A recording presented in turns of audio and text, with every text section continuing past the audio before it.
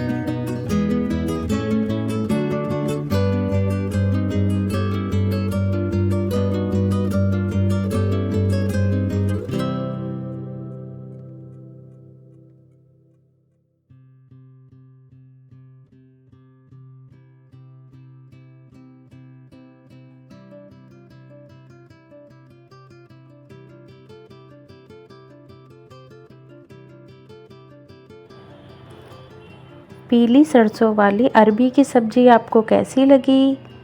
जो कि बिल्कुल रेडी है। देखिए मैं आपको दिखा रही हूँ पीली सरसों वाली अरबी की सब्जी। अगर आपको मेरी वीडियो अच्छी लगती है लाइक, सब्सक्राइब और कमेंट करना ना भूलें। ऐसी ही वीडियो के साथ और रेसिपी के साथ मैं आती रहूँगी।